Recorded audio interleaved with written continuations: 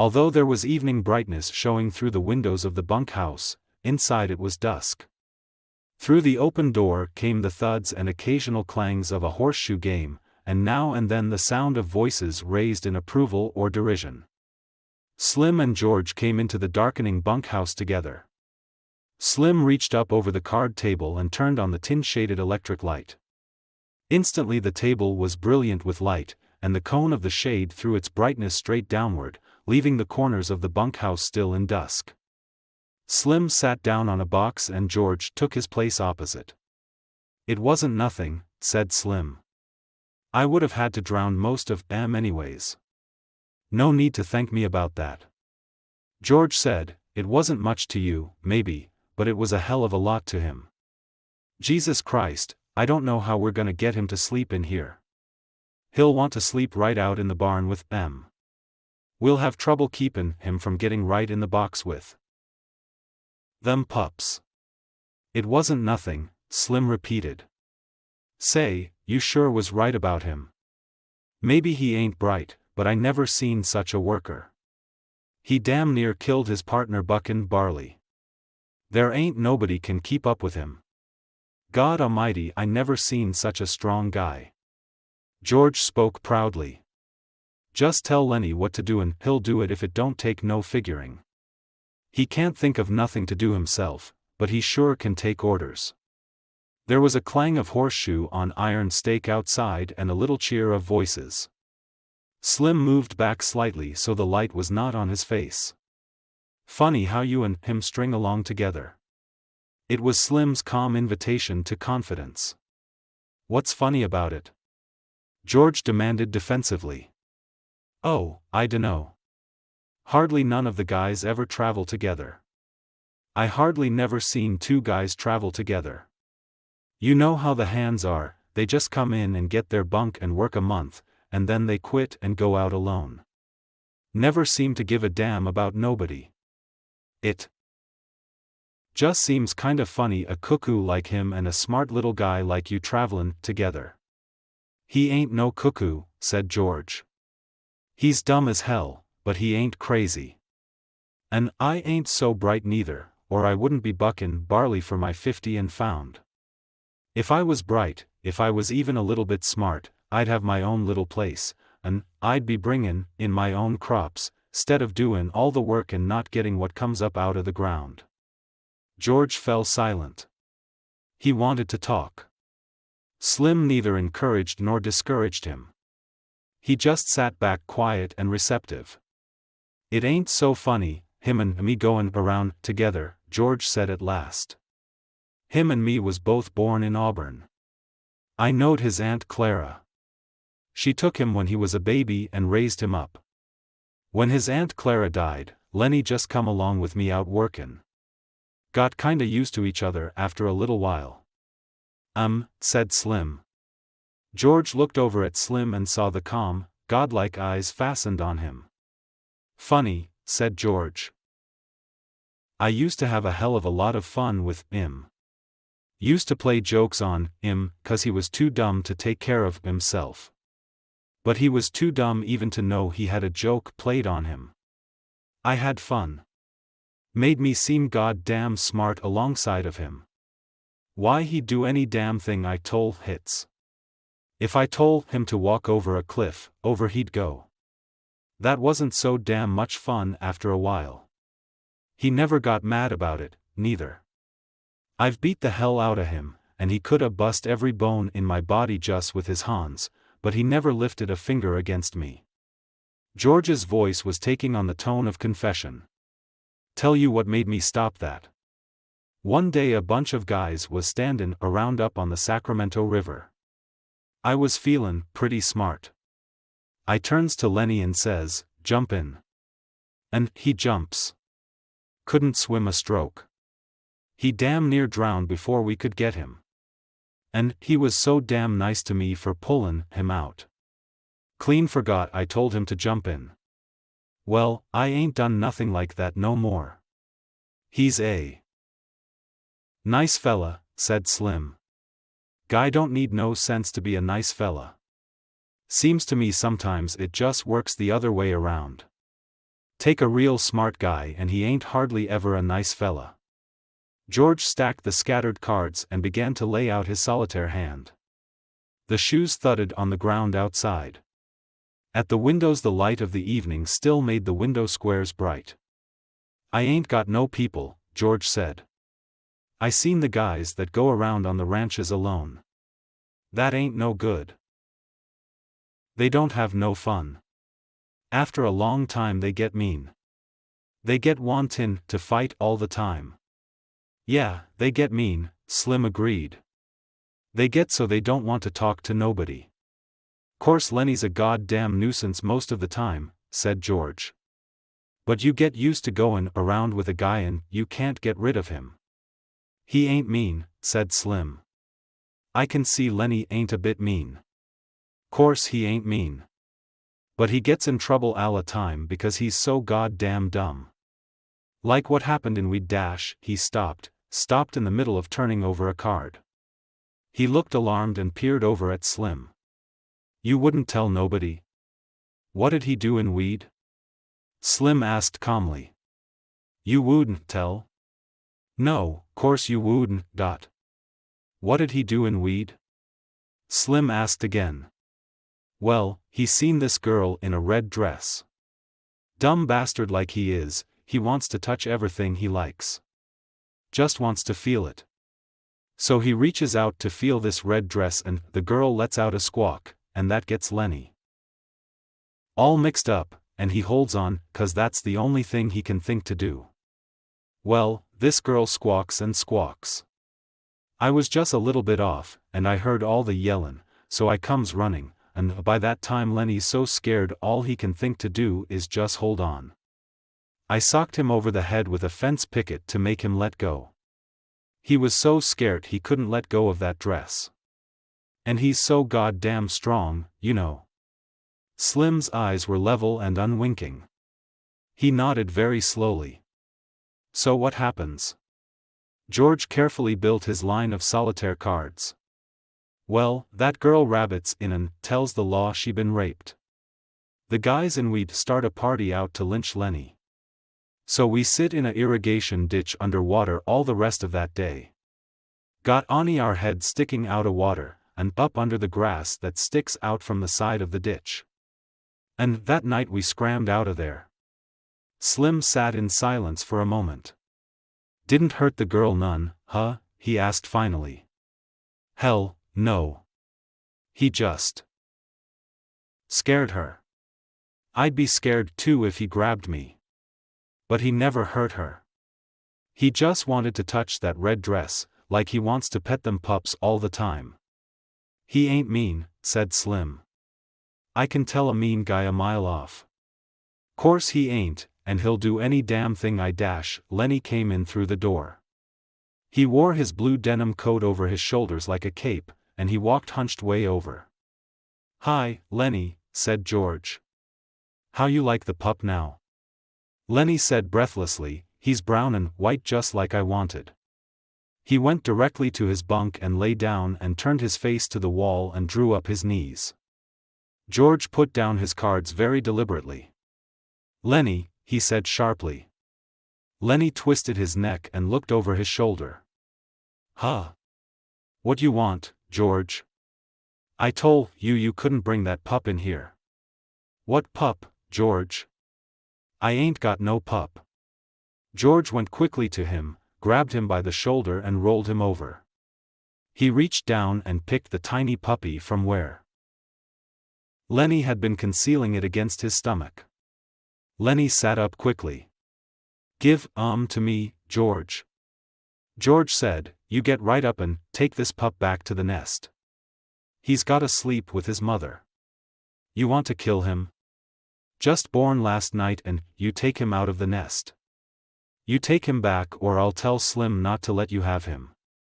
Lenny held out his hands pleadingly. Give to me, George. I'll take back. I didn't mean no harm, George. Honest, I didn't. I just wanted to pet a little. George handed the pup to him. Alright. You get him back there quick, and don't you take him out no more. You'll kill him, the first thing you know." Lenny fairly scuttled out of the room. Slim had not moved. His calm eyes followed Lenny out the door. "Jesus," he said. "He's just like kid, ain't he?" "Sure, he's just like a kid. There ain't no more harm in him than a kid neither, except he's so strong. I bet he won't come in here to sleep tonight. He'd sleep right alongside that box in the barn. Well, let him. He ain't doin' no harm out there." It was almost dark outside now. Old Candy, the swamper, came in and went to his bunk, and behind him struggled his old dog. "Hello, Slim." "Hello, George. Didn't neither of you play horseshoes?" "I don't like to play ever tonight," said Slim. Candy went on, "Either you guys got a slug of whiskey?" "I got a gut ache." "I ain't," said Slim. "I'd drink it myself if I had, and I ain't got a gut ache neither." "Got a bad gut ache," said Candy. "Them god damn turnips give it to me. I knowed they was going to before I ever eat 'em." The thick-bodied Carlson came in out of the darkening yard. He walked to the other end of the bunkhouse and turned on the second shaded light. "Darker'n hell in here," he said. "Jesus, how that nigger can pitch shoes." "He's plenty good," said Slim. "Damn right he is," said Carlson. "He don't give nobody else a chance to win dash." He stopped and sniffed the air, and still sniffing, looked down at the old dog. "God Almighty, that dog stinks. Get him outta here, Candy. I don't know nothing that stinks as bad as an old dog. You gotta get him out." Candy rolled to the edge of his bunk. He reached over and patted the ancient dog, and he apologized, "I've been around him so much I never notice how he stinks." "Well, I can't stand him in here," said Carlson. "That stink hangs around even after he's gone." He walked over with his heavy-legged stride and looked down at the dog. "Got no teeth," he said. "He's all stiff with rheumatism. He ain't no good to you, Candy. And he ain't no good to himself. Why'n't you shoot him, Candy?" The old man squirmed uncomfortably. "Well, hell. I had him so long. Had him since he was a pup. I herded sheep with him." He said proudly, "You wouldn't think it to look at him now, but he was the best damn sheepdog I ever seen." George said, "I seen a guy in Weed that had an Airedale could herd sheep. Learned it from the other dogs." Carlson was not to be put off. "Look, Candy. This of dog just suffers hisself all the time. If you was to take him out and shoot him right in the back of the head dash," he leaned over and pointed, "right there, why he'd never know what hit him." Candy looked about unhappily. "No," he said softly. "No, I couldn't do that. I had him too long." "He don't have no fun," Carlson insisted. "And he stinks to beat hell. Tell you what. I'll shoot him for you. Then it won't be you that does it." Candy threw his legs off his bunk. He scratched the white stubble whiskers on his cheek nervously. "I'm so used to him," he said softly. "I had him from a pup." "Well, you ain't bein' kind to him keepin' him alive," said Carlson. "Look, Slim's bitch got a litter right now. I bet Slim would give you one of them PNPS to raise up, wouldn't you, Slim?" The Skinner had been studying the old dog with his calm eyes. "Yeah," he said. "You can have a pup if you want to." He seemed to shake himself free for speech. "Carl's right, Candy. That dog ain't no good to himself. I wished somebody'd shoot me if I get old and a cripple." Candy looked helplessly at him, for Slim's opinions were law. "Maybe it'd hurt him," he suggested. "I don't mind taking care of him." Carlson said, "The way I'd shoot him, he wouldn't feel nothing. I'd put the gun right there." He pointed with his toe. "Right back of the head. He wouldn't even quiver." Candy looked for help from face to face.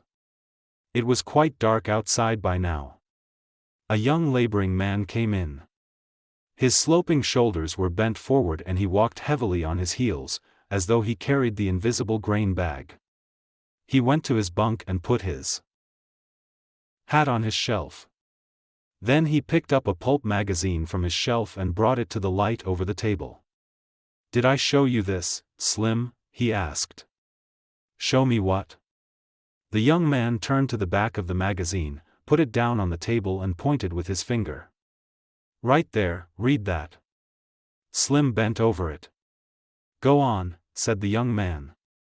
"Read it out loud." "Dear editor," Slim read slowly. "I read your mag for 6 years and I think it is the best on the market. I like stories by Peter Rand. I think he is a wingding. Give us more like the Dark Rider. I don't write many letters. Just thought I would tell you I think your mag is the best dime's worth I ever spent." Slim looked up questioningly. "What you want me to read that for?" Whit said, "Go on. Read the name at the bottom." Slim read, "Yours for success, William Tenner." He glanced up at Whit again. "What you want me to read that for?" Whit closed the magazine impressively. "Don't you remember Bill Termer? Worked here about 3 months ago?" Slim thought. "Little guy?" he asked. "Drove a cultivator?" "That's him," Whit cried. "That's the guy." "You think he's the guy wrote this letter?" "I know it. Bill and me was in here one day. Bill had one of them books that just come. He was lookin' in it and he says, 'I wrote a letter.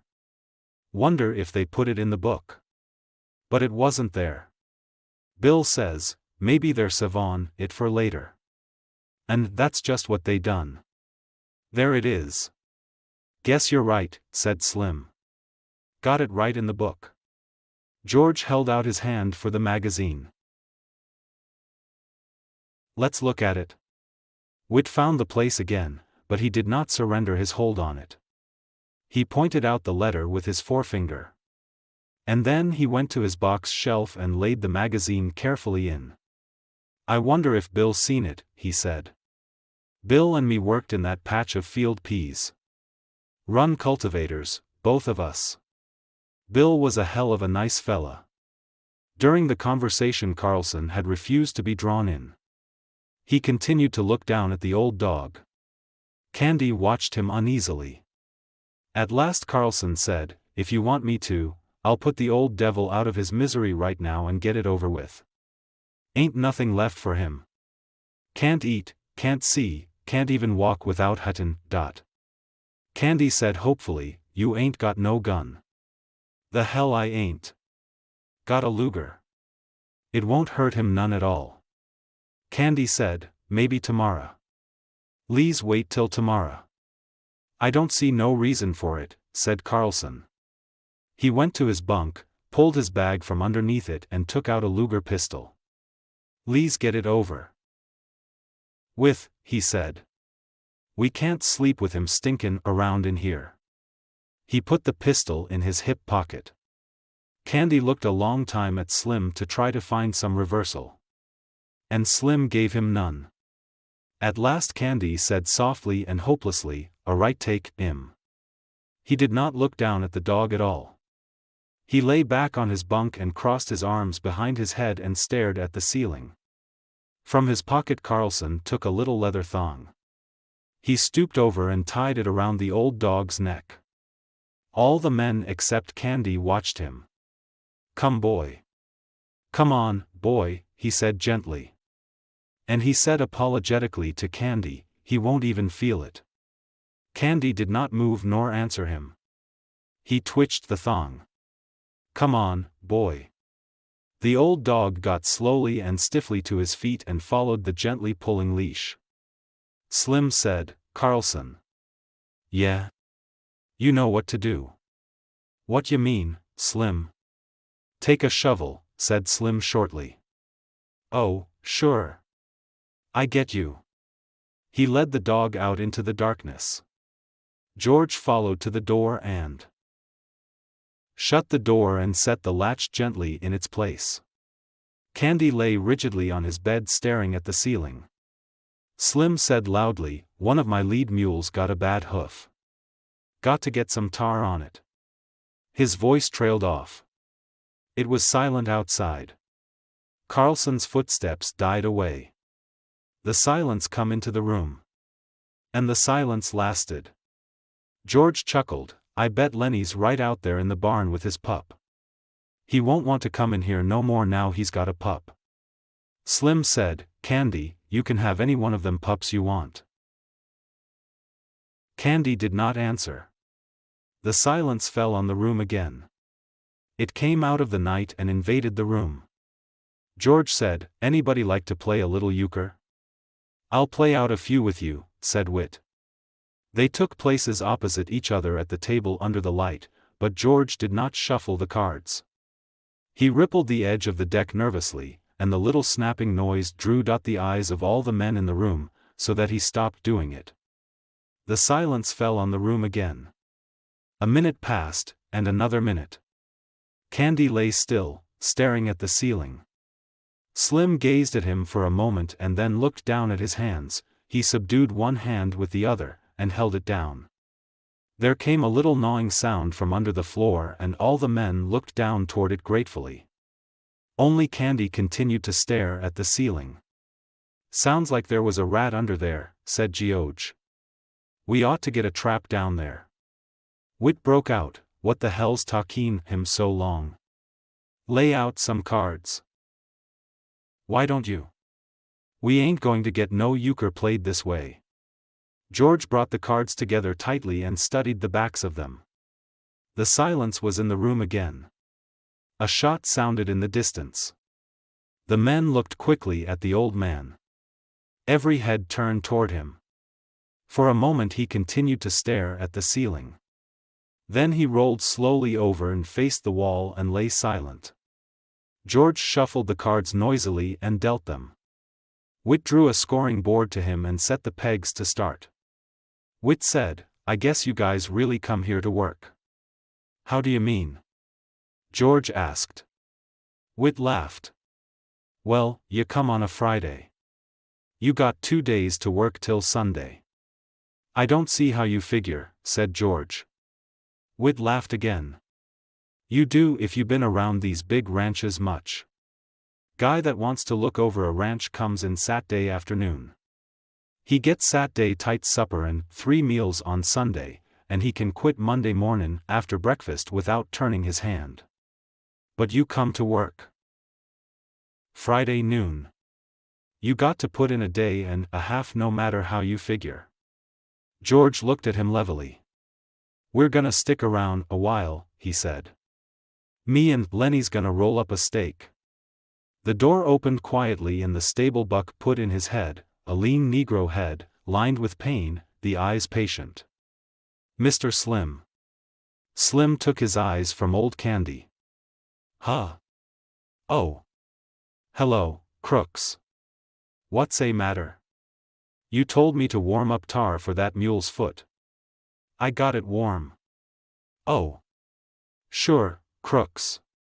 I'll come right out and put it on. I can do it if you want, Mr. Slim." "No. I'll come do it myself." He stood up. Crooks said, "Mr. Slim."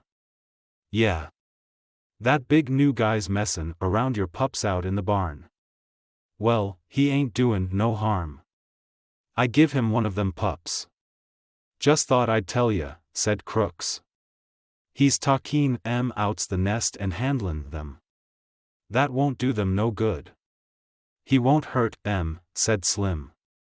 "I'll come along with you now." George looked up. "If that crazy bastard's foolin' around too much, just kick him out, Slim." Slim followed the stable buck out of the room. George dealt and Whit picked up his cards and examined them. "Seen the new kid yet?" he asked. "What kid?" George asked. "Why, Curly's new wife." "Yeah, I seen her."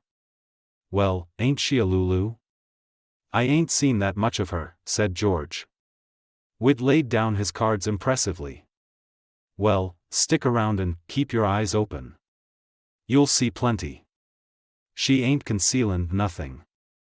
I never seen nobody like her. She got the eye goin' all the time on everybody. I bet she even gives the stable buck the eye. I don't know what the hell she wants. George asked casually, been any trouble since she got here? It was obvious that Whit was not interested in his cards. He laid his hand down and George scooped it in. George laid out his deliberate solitaire hands, even cards, and 6 on top, and 5 on top of those. Whit said, I see what you mean. No, they ain't been nothing yet. Curly's got yellow jackets in his drawers, but that's all so far. Every time the guys is around she shows up. She's lookin' for Curly, or she thought she left Sotnathan layin' around and she's lookin' for it. Seems like she can't keep away from guys. And Curly's pants is just crawlin' with ants, but they ain't nothing come of it yet. George said, she's gonna make a mess. They's gonna be a bad mess about her. She's a jailbait all set on the trigger. That Curly got his work cut out for him. Ranch with a bunch of guys on it ain't no place for a girl, specially like her. Whit said, if you got idars, you ought to come in town with us guys tomorrow night.